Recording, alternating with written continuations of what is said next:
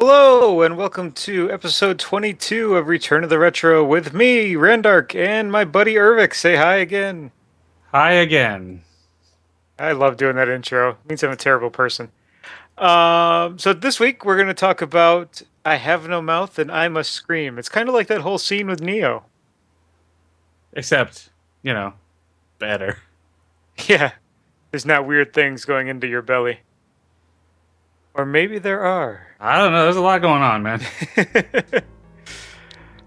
Anyway, I want to say hello to the live chat, of which there seems to be me. So, hi, me!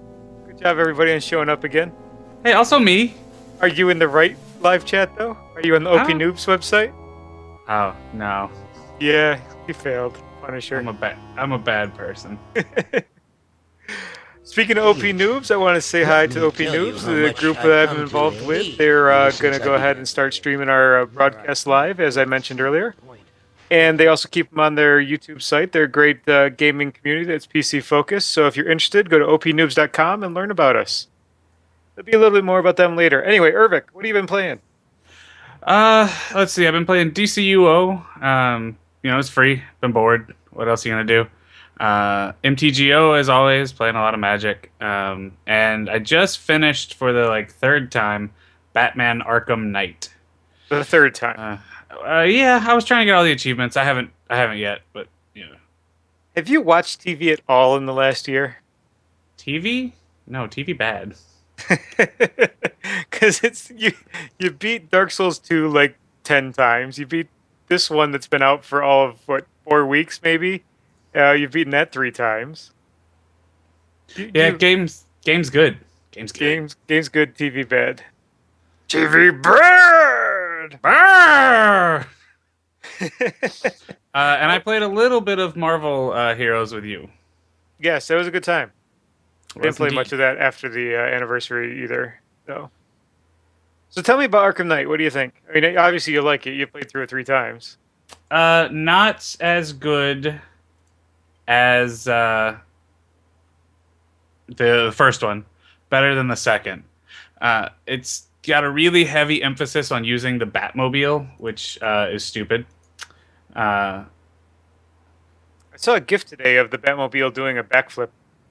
Yeah, it climbs walls. It shoots things all over the place. It does a whole thing. But a lot of the levels are basically just you, uh, all not levels because open world, but challenges and stuff. Are you figuring out how to get the Batmobile into a building or on top of a roof, or it's what path do you take? And a bunch of the Riddler's challenges are just races, and that feels very. I don't want to say dumb, but dumb. Dumb, because that's not Riddler. Anyway, Yeah, it just yeah. I don't know. The first one was way better. This one also pulled a little bit of a Dark Knight. What's the last one called? Rises. yes. Yeah, that which is a bad movie, which makes for a bad story. Turns out, I didn't think it was a terrible movie. oh, it's not good. Besides, I can talk like this. This will be painful for you. Perhaps you're wondering. It should have had Sean Connery do it. It would have been great. Yeah, pretty much. Anyway, so I've been playing a few games myself. Part of the OP Noobs thing I've been doing is I got a review copy of Gravity Core, Spaceship Odyssey, I think is the full title, but I just call it Gravity Core. If you haven't seen this game yet, it's a new release last week. It's really hard, like Dark Souls meets Mega Man hard, and it it's all about spatial movement, 3D spatial movement. You fly two ships. Now, if you're watching me on the video, you fly two ships.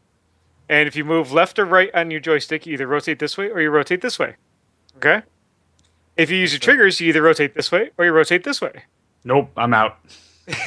And then if you use up and down on the joystick, you rotate this way or you rotate this way.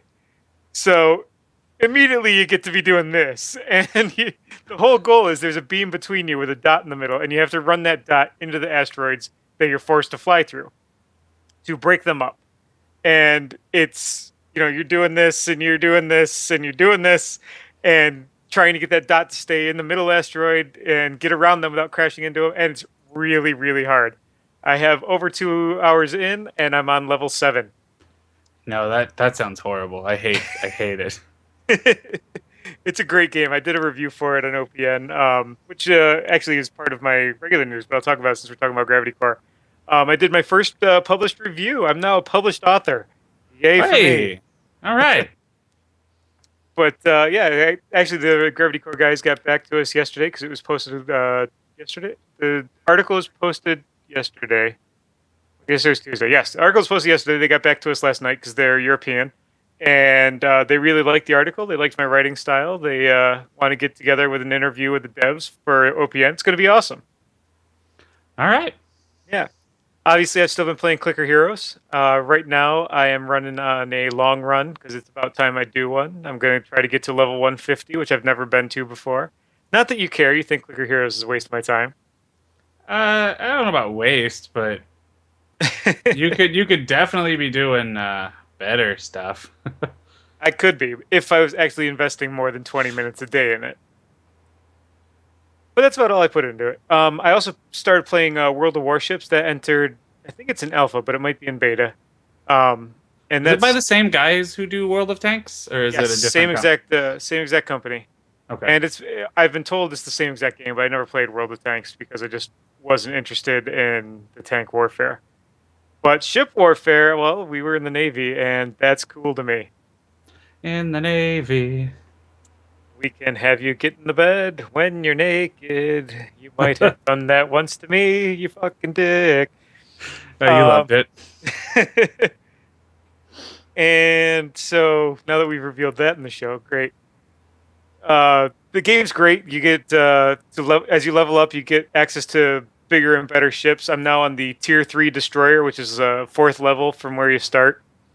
And I'm going to try to be a destroyer captain. That's going to be my thing. They're quick, they're maneuverable, they have torpedoes, and they have guns. And yeah, so I'm going to run them all the way to tier 9, which is the highest level. Then I'm going to switch over to the battleship side, because fucking battleships, right? You can drive the battleship. You can drive the battleship, as we used to say when we played Battlefield 1942. Driving the battleship is much more rewarding in this game. I was going to talk about another game here, but after I wrote it in here, I deleted it later that day from my phone, so I'm not even going to talk about it. Game Show Network can keep their shitty phone games off my phone. Fuck you All guys. right. And I picked up or started playing Stronghold again for the PC. You did love you some Stronghold. You know, I don't think I've ever gotten past like the middle of the game though. So It gets very hard.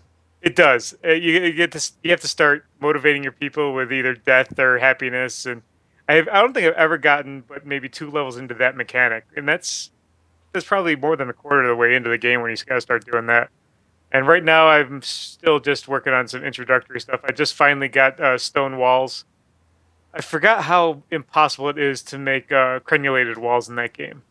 It's stupid hard because you got to build the regular wall first. Then assuming where that wall is, you got to put it on the outside of that wall, which you may not be able to actually click. Yeah. Okay. Yeah. I remember. Yeah, I remember. Woof. So what are you That was doing? woof. Yeah, barracks time right there. So what do you play, or what are you doing in the real world? Not a ton. Mostly a lot of work. The other firewall guy's out for the last 2 weeks, so it's been pretty hectic. But I've started doing the 100 push-ups challenge or whatever, and still doing the 5K. I took a couple weeks off. My knee gave out on me, but I'm back. I'm starting and moving along Moving on up. to the east side. Correct. Directly to the east side. For me, I haven't been doing a whole lot other than playing the games and doing the work around the house to get the house ready for the guys that are moving in tonight, who you might hear later in the show. We're renting out to baseball players again this year, and they give me money, and they're here about half the time they're actually renting. And for the most part, we go to bed before they get home, and we get up before they're awake in the morning. So we never really have to deal with them, and we get paid $70 a person per week. So Nice. basically, they pay for my mortgage for 2 months. It's pretty good. Can't really Yeah. complain too much. No, not really. Except for the one time we had 3 guys and they were thawing a steak on my bathroom counter. That's kind of weird. They know there's a kitchen, right? They did know there was a kitchen. They also knew that we had a microwave if they really wanted it thawed fast. Because when we came home, this was like 9 o'clock at night, and it was thawing there, and it was still a brick. So I'm not really sure what they were thinking. Also, they could have used the grill. Not that you want to cook a frozen steak on a grill, but they I don't even know what ended up happening to that steak. It just disappeared before the next day. I'm hoping someone ate it. You would hope, but yeah, I don't remember. Anyway, you want to get into some news? Yeah. Why not? Let's start right here at the beginning. Well, this is yours. It's red. This is mine. You made it red. No, Maybe you I made it red. and then you just went and fixed everything I put in there this afternoon. I fixed a lot of things. Yes, and I really appreciate that because I was trying to do it on my Note 4, and basically all I could do is copy and paste, and typing on a Note 4 with into a doc is just not the best. But our first article is an ancient Atari 2600 arcade port has popped up, and it's for the game Xevious. Have you ever played Xevious? No, I have not. Neither have I. This might be something we're gonna have to do a MAME week and maybe pick like 3 arcade games we both never played and do that. Apparently, this looks like a really good port of the game. To me, it looks, watching the GIF of it, it looks like a bunch of twitching is going on and it's flinging little things at stuff that I can't recognize. But maybe if I had ever played the game, I would know what it is. But it's cool. Did you take a look at the article? Yeah, it looked too much like ET and gave me flashbacks. It does. The background does look like the forest area of ET. That is for damn sure. I hated it. I hated it just the most. But if you scroll down the article we found on Kotaku, there's actually a loaner cartridge that they found. It says loaner cartridge title, and then there's a white box within pens written Xevious, January 18th, 1984. And then below that, it's returned to Prototype Lab, Consumer Division Software Department at Atari. So I don't know where this was found. It doesn't say, does it? It showed up at the Digital Game Museum as part of a donation of Atari memorabilia. So I don't think they found it out of the pit. The famous pit. I fell in the pit. Sorry, Parks and Rec for anybody? No? All right. So yeah, it looks pretty cool. I'm gonna actually check CVS out back here on the arcade machine and see what it's all about. And then I'm hoping eventually the ROM gets released so we can play this on an emulator. Yeah, be kind of neat. Yeah. What's next in our list of stories? Next is the Ultra Hard Mario 3 NES ROM hack by Kaizo. It's the same guys that did the Kaizo Mario 1. They've now done 3, and the only thing I have to say is fuck that. That, I like Dark Souls. I enjoy self-flagellation. Anyone that plays this is a masochist of the highest order, and bravo to you, sir. Good Lord. Just the 2 screenshots that are on the article. It shows Mario, and he's jumping over a bunch of those plants that eat you. Not the ones from Mario 1. The ones that are on like surfaces, not on the little black ones that chomp constantly. Yeah. That you can't touch. You can't at all. Like not even low. The only thing you can do with them is you can be in stone form on top of them. But you really have no way to get off of them. Yeah, then you're stuck. I'm not sure what your plan is. But so he's jumping over those in a crouch position, holding onto his hat, which I always thought was a cool animation in this game. And then the other one, you're coming out of a pipe in a frog suit, and you're about to be attacked by a fucking what are those things? Wompers? What are they called? Chain womps. Right? The big black things on the chain? No. The guys who are up top, and then they drop right down. Oh yeah, it's the spike thingies. Those things. I don't remember what they're called. But literally, it looks like you have no chance to move in the picture. There's also a couple boos, and it's underwater, and you're surrounded by the electrical. Yeah, it's friggin' absurd. Like it's masochism, and like I said, I love Dark Souls, love it, and I just don't get it. Isn't Mario 3 a hard enough game where you don't need any of this to begin with? It could be a little harder with this. Not like this. Not Well, like this. have you actually played through Mario 3 without using whistles? Yeah, it takes forever. It does take forever, and I don't know if I'd ever get past like World 4 because it's tough as balls. You don't like Giant World? I love Giant World. I actually, well, that's one of the few places I'll use the warp keys to get to because I like being in that world. It's awesome to look at, but I'm not good at it. I've never actually beaten this game either. I'd never get through the levels in World 8. Yeah, that's true. That's true. So what's next? I think this is another classique. It is one of my favorite games from the Genesis. Sonic the Hedgehog 2 is coming out for the 3DS in 3D format. It's part of Sega's whole thing where they're putting their classics out on the 3DS. Already, I have a couple of them, and this will be another one I'm absolutely going to get. The It strategy called "None of our new games are selling." None of our new games are selling, and all we have to do is make this 3D, and people will buy it again. Fuck yeah! But it's really cool. You get actually have local co-op multiplayer, so that you used to be able to have the second player play around as Tails, and you can. It looks like you can team up two 3DSs and have a second player play as Tails on the same screen with you, like you used to do. That is pretty good. Yeah, Sonic in 3D. How can it be bad? A good Sonic game in 3D. How can it be bad? Let me fix that a little bit. So what do you got next? Oh, and by the way, I love your comment on this game. Yeah. Uh, so Capcom is partnered up with I don't see the name of the company to release a remastered CD and vinyl Street Fighter 2 soundtrack, which is fairly cool actually, because it's actually endorsed by the original composer. It's very high def. They've gone back. They've searched up the best quality. But I wasn't aware that the hipster music scene / vinyl collectors and old school fighters playing people overlapped in any meaningful way. Just seemed odd to me. Yeah, and the other odd part, the record is orange, like bright. Yeah, Don't like shoot me in bright, the head while you're hunting orange. yeah, like neon orange. Yeah, it's really weird. What I don't understand this love of.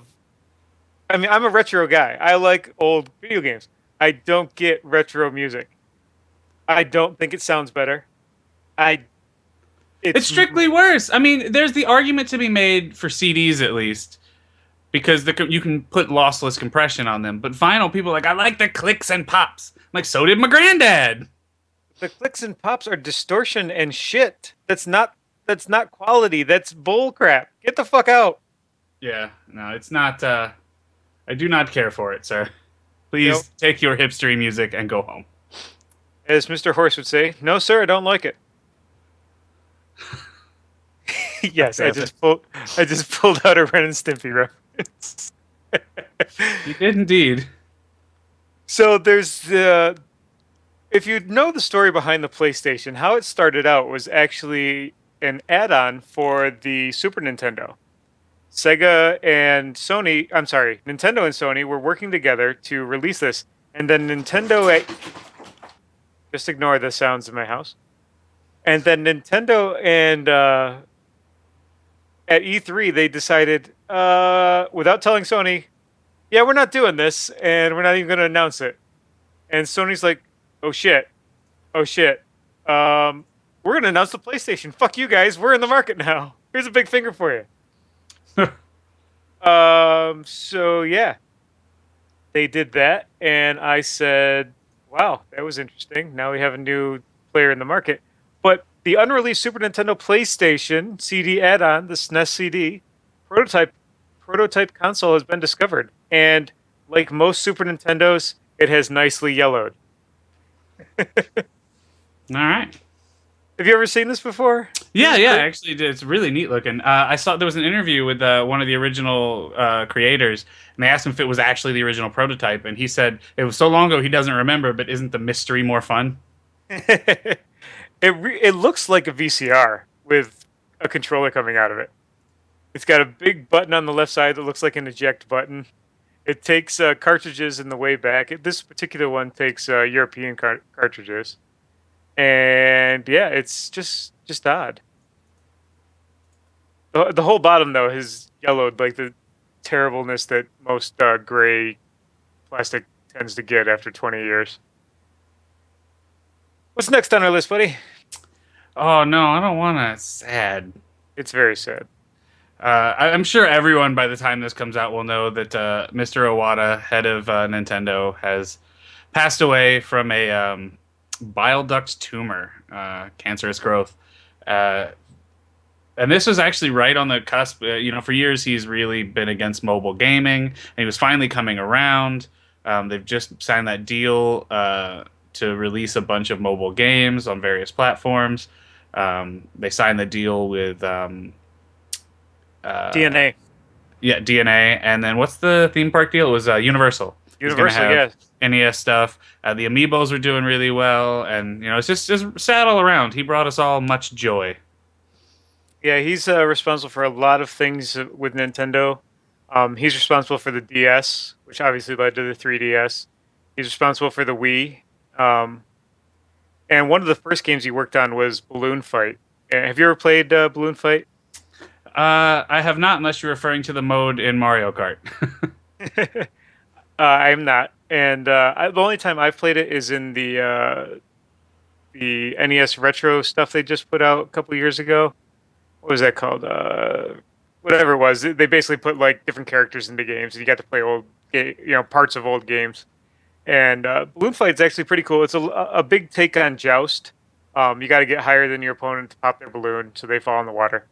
And someone actually took the time, since this happened, to put Mr. Iwata in the game as a playable character.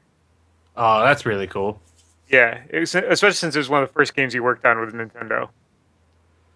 So if you want to check that out, that's up on Retro Collect, where we found most of our stories this week. And they're also, I don't know if you've seen, but there's a video out there where someone put him into Smash Brothers, and then had all of the characters come pay homage to him. They put him up in what was essentially heaven. You had to jump up the board and go to the top, and then they all kind of bowed or did whatever their little move was. Like they did a little move, and then it was neat. It was nice to see.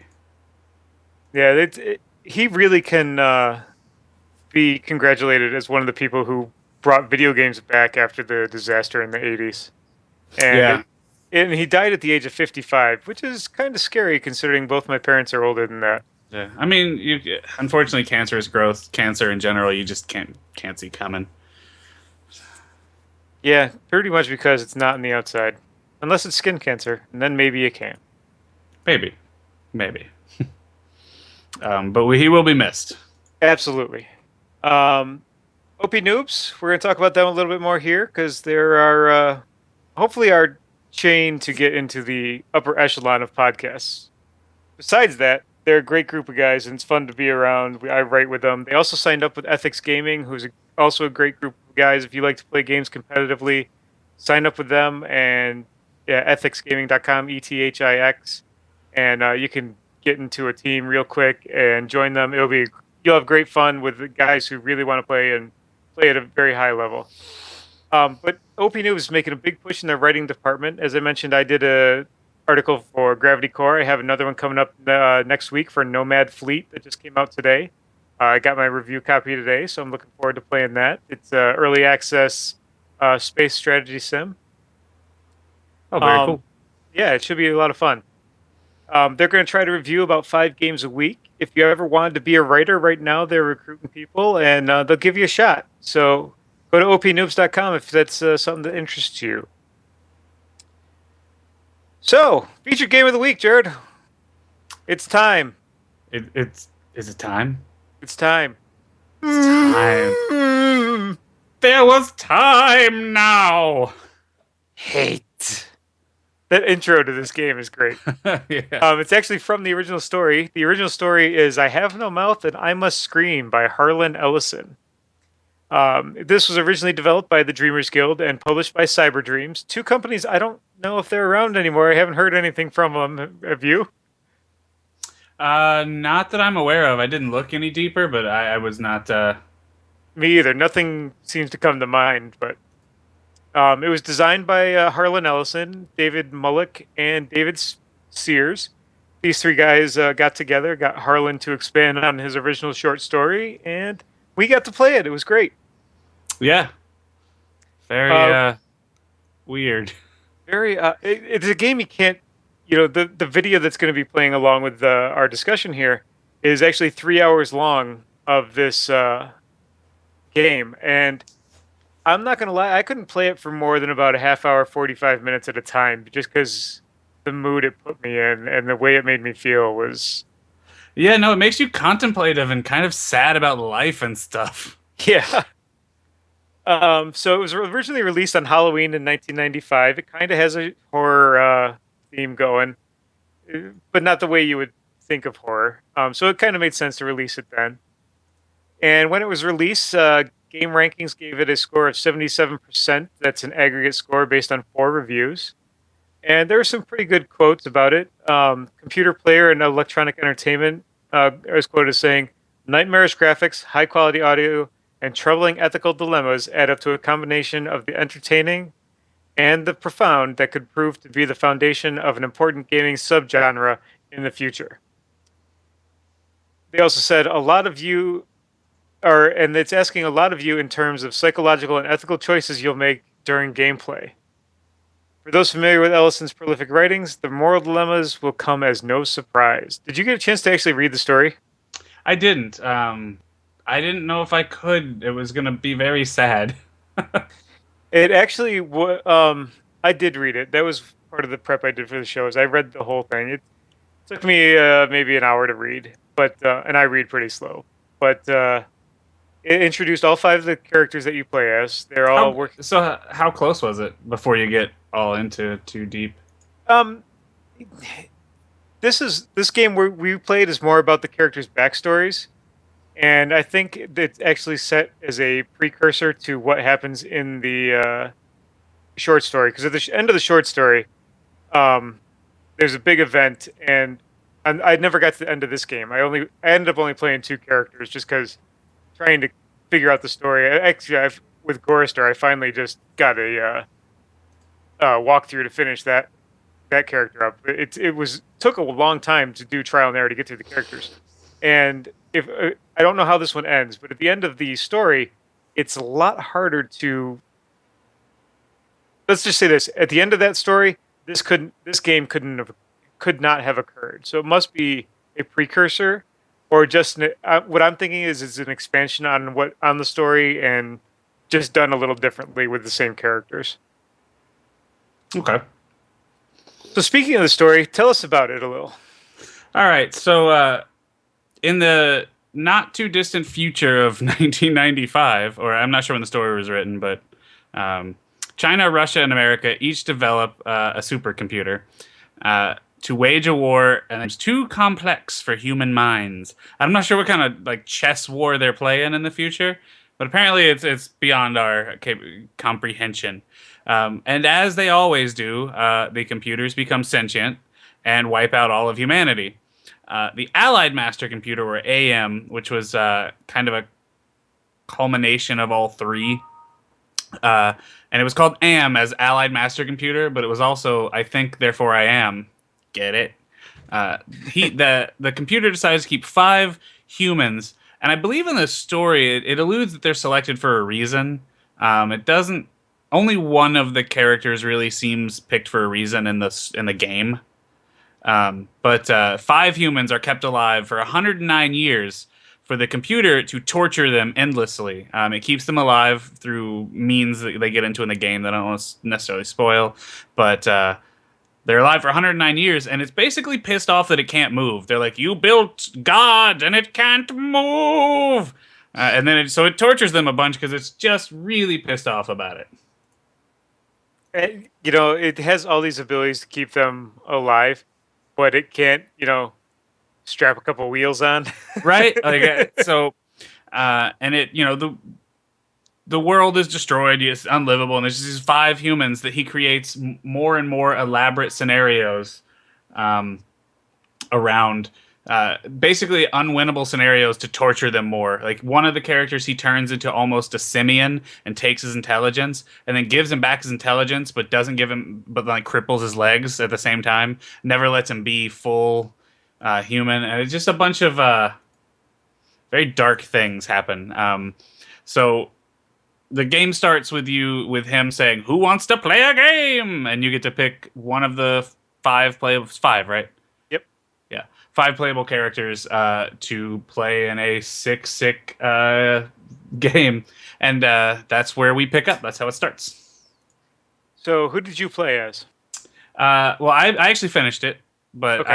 I used a walkthrough a little bit. I'm gonna be honest. You need to. We didn't have enough time to do trial and error for this entire game. Yeah, some. Well, that's the trick. Is some of them are fairly simple. Compared to others, like Gorister's story is actually really long and complicated. And he's the first Yep. character on the left, which again, I'm gonna guess most people pick first, which is kind of a shame. But it gets into kind of how you play. So you play, and the first thing I did was drink the punch. There was punch on a table, I drank it, right? Like, oh, look at Yep. the punch. And then you die. You immediately die. Boom. Dead. And so it kicks you back out. And And then basically, you it's, start over. yeah, and it lets you either pick him again or pick a different character. So it's almost a roguelike before that was like a thing, really. Yeah. The progression doesn't carry through or anything, but you learn, like you as a player are learning what not to do in this point and click adventure world. And Goristers was the most deep, I think, gameplay wise. I really liked Ellen's. Is that her name? Ellen? Yeah, I only played Gorister and Nimdok. And Nimdok, who is a Nazi scientist from 1945.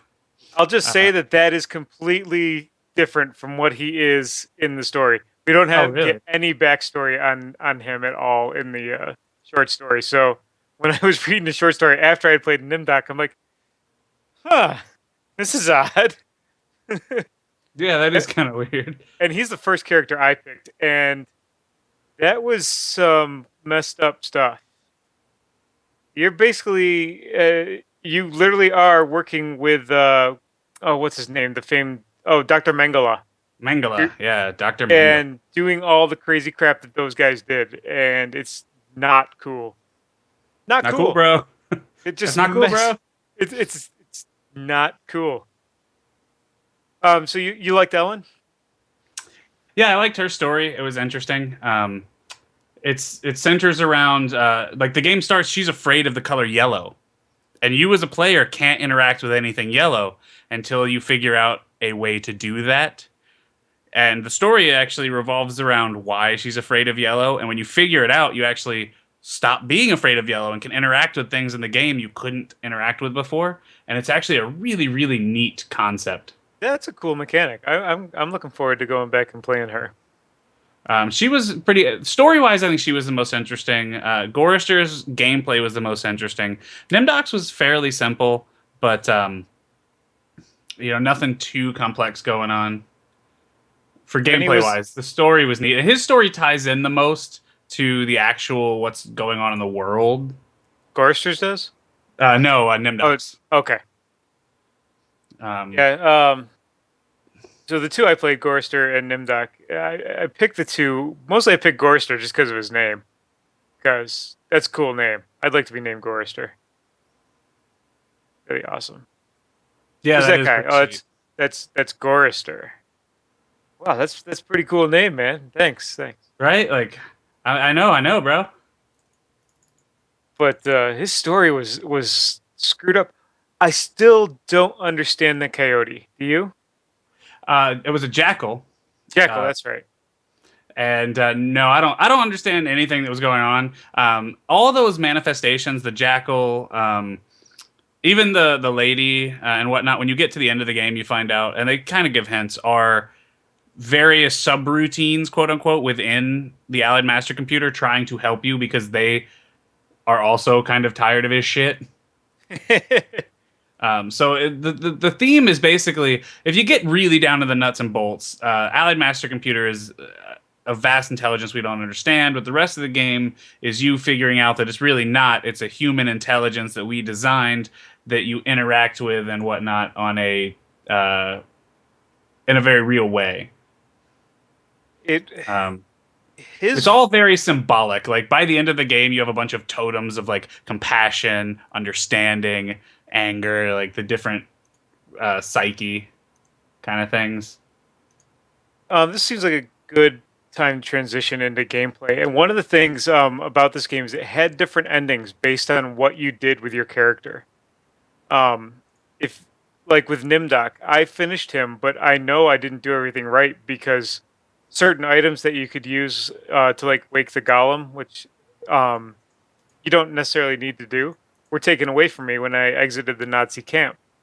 And I know there must be a way to get the golem to go because why else would it be in the game if you couldn't make it work? And I didn't bother looking up a walkthrough for it, but it changes the way that the game has an outcome. And this is back in '95. We're talking, I mean, Super Nintendo age, where there aren't many games with multiple endings yet, and most of those are RPGs if they do exist. Did you get Yeah, into? Did you get into any of that? a little bit. I got the quote unquote good ending, but again, that was I was followed. By that point, I when I got to the endings, which is mainly where I used it, I wanted to make sure I saw the best ending because there's three endings. Hmm. A bad ending, a medium ending, and a good ending. And I just wanted to see the good one because I knew I wasn't gonna have the heart to play through it again. However, most of the decisions don't really have an effect. If you get to the end, you can get all three endings if you get to the final chapter. So Okay. really, you only have to save once at the final chapter and then just do, and it's kind of short. So it's not quite as difficult as it seems. But if you haven't figured it out by now, this is a classic point and click game. You literally point to what you want on the screen. You say walk to, and then you click it, and your character goes there. For the You record, can we're going to pick. be doing two of those in a row. Yes, Just we are. Our next one is also a point and click, and I'm kind of looking forward to that one because I hear it's uh, hilarious. much more upbeat. It won't quite be quite such a downer. Most everything game in this game can be solved with time and trial and error efforts. It's not, it's not super difficult to figure out. But like you said, the first thing he did was drink the punch. First thing I did was try to get the bread from the rats, and they tried to bite my hand, little bastards. So I got the knife and I tried to stab the rats, and they just ran away, unfortunately. And then you can eat the bread. And then I got to eat the bread, Yay, multi bread. which makes no impact on the game at all. No, but you needed it. You were viscerally hungry. That's kind of the impact of the game because the character keeps telling you that I haven't eaten in Yeah. years. I'm so hungry. All he can think about is being hungry, and that's so you want to eat. Like even though the game doesn't need it, you want it. The one of the darker ones is that monkey guy whose name Benny? escapes me, Benny. Who he turns it like Benny. His whole deal is he's just really, really hungry. Like he hasn't been fed in like 50 years, and all he wants to do is eat. And whenever the whole plot line is that these people are being sacrificed in this village he goes to, and you're supposed to figure out a way to, as you do with all of them, to overcome your base nature. But when you're at the sacrifices, one of the options is ask to eat them. I didn't do it because I knew it was a trap, but I was legitimately tempted. Like, man, I'm so hungry. What if I just eat this dude? Will it be okay? Right? It's gonna be okay. Um, so yeah, it really plays with the old mind pan. So this is to me this is less a game and more of a way to discover a story, kind of like a choose your own adventure. But yeah, I guess it's a lot like a video game version of choose your own adventure. And as long as Yeah, the story and the genre is worth exploring, this is a great form of entertainment. I really I wouldn't say I enjoyed the game. More, the game was very interesting. yeah, it's an interesting experience. That's a good way to put it. Fun was not had playing the game per se because it's very dark, but it's an enjoyable experience. So, what do you think of the music? I actually liked it, especially considering it was 1995. The film's a film composer who, not at the time, now film composer John Ottoman, who later worked with director Bryan Singer in The Usual Suspects and X-Men. He wrote 25 different pieces of original MIDI music. 25 pieces for 5 essential campaigns. for the adventure. There were more than 40 speaking parts in the adventure, and that the 40 speaking parts is dialogue. I think I don't think there's not 40 characters. I don't believe. Maybe. Let's see. The Jackal speaks. Edna speaks.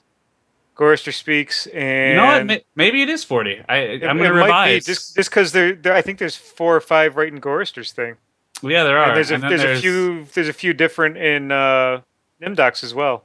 there's 6 or 7 in. Yeah, no, I think that's right. Okay.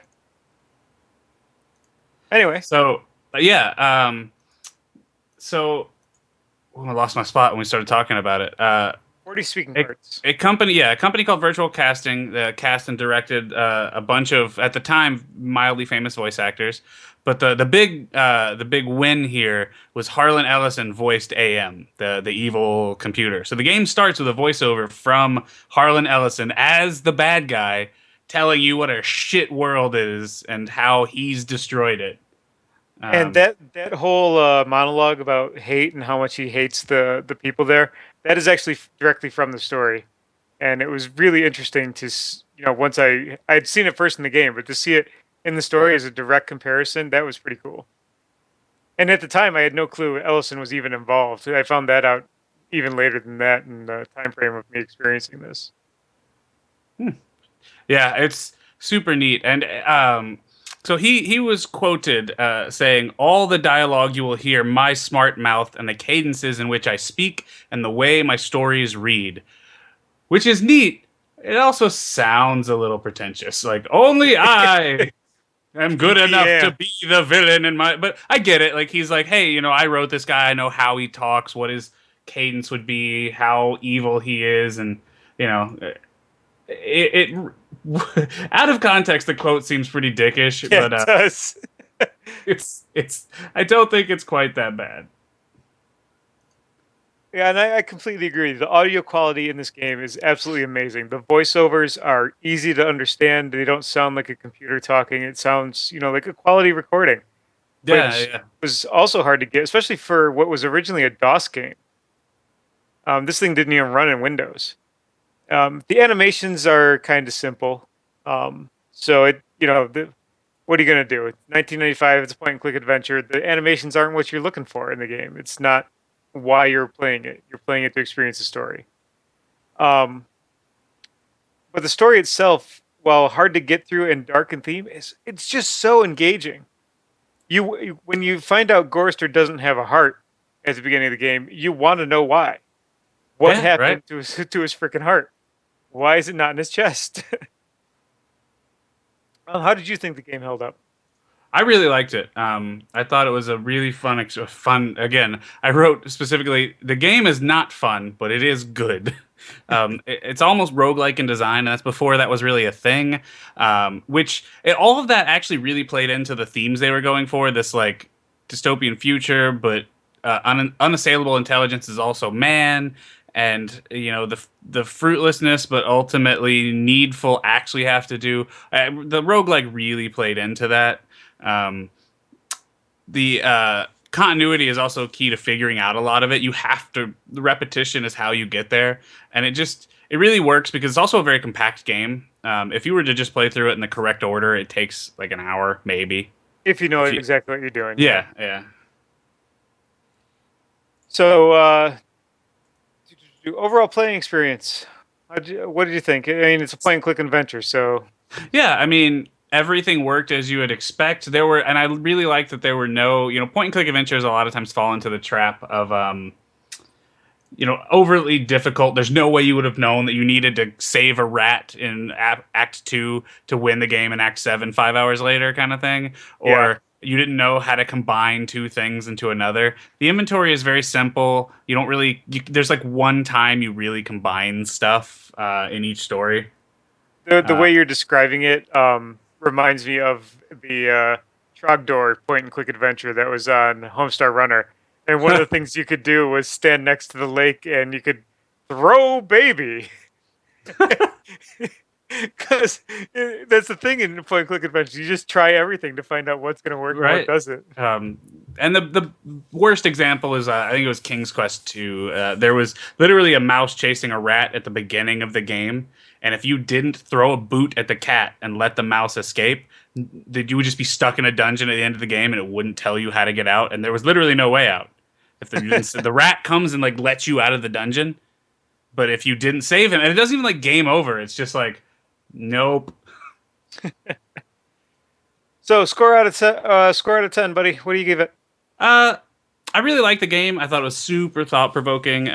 Really, and it held up really well because it's story based, not necessarily gameplay based. And I gave it a 7.5. I, I honestly don't know what it could have done to have gotten higher from me because even if the graphics were better, I don't think I'd like it more. And if the gameplay was more complicated, I don't think I would have liked it as much. So maybe I'm just being weird here. No, I Uh, think you're right. I gave it a 7 myself. I loved it for what it was, but with that storyline, I think a 7 is about as good as it could get. It was hard to play because of the Yeah, storyline, you and want to have, and I think this is a really useful, needful game. Like, I want this experience to exist, but at the right. same time, I'm like, fuck, that hurts. It hurts. Like, God, ugh. Just want And to hug a baby or something when you're done. That's saying a lot coming from me because I hate babies, but like, I just want to like, I want to life. I need something life reaffirming when I'm done. Like, whoa, God, yeesh. I completely agree with you. So to emulate this on the PC, how would you do it? Well, you could set up a DOS box and get the original game, but there's really no need because it's on GOG and Steam, and it runs great. It really did. It went immediately full screen with me on my big 32-inch monitor. It didn't look terrible on it. Yeah, it looked really well, and they've actually just updated it a few years back to work with non.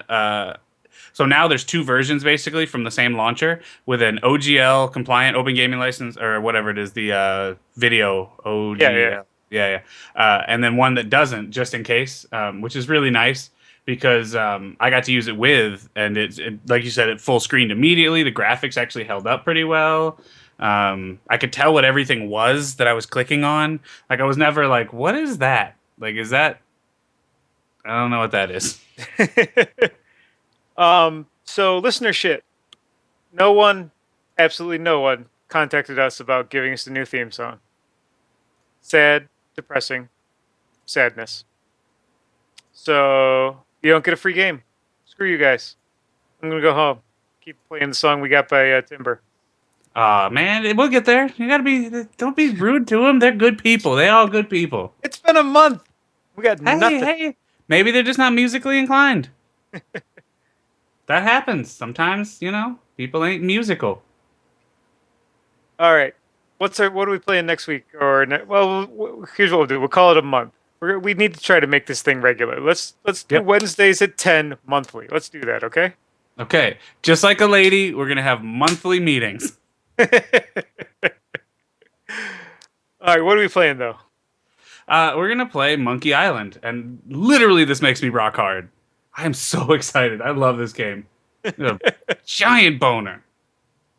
It's a LucasArts classic. It's also on GOG. So if you want to pick it up and join us, and you actually want to come on and talk to about it, let me know. We'll try to get you in on the Skype call. And it's nice to have guests, so we're not just two guys talking to ourselves all the time. Hey, sometimes I like to talk to myself, man. I actually, at my new job, I have to tell people that all the time because I'm like, I have to copy and paste a lot of stuff. So like, okay, this one goes here, this one goes there. Oh, sorry. Just ignore my mumbling for a couple seconds here while I organize shit in my head. But yeah, but no, this game's a lot more fun. It's brightly colored versus all the darkness that was in this game, and I hear it's pretty funny. So I'm looking forward to it.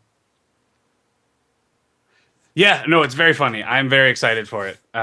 This is gonna be a good time.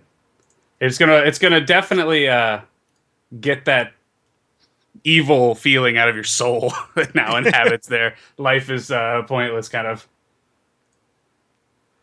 right, and deal. with that, I'm going to take us out with our links. You can check us out on opnoobs.com, also on our own site, returnoftheretro.com, that I re-upped last week. So we're good for another year on that site. You can check us out on Twitter at Return Retro and OP Noobs at OP Noobs. And you can also catch us on Nook as well if I remember to update that. Nook is a cool blogging platform if you're into that. It's very well monitored. No harassment goes on there, just like with OP Noobs and Ethics Gaming. Nothing like that. So it's cool. Just search the Nooks for Return of the Retro. And of course, thanks to Timber from freesound.org for our theme song. Have a good night, Ervik. Good night, Ervik. I didn't say to say it. God.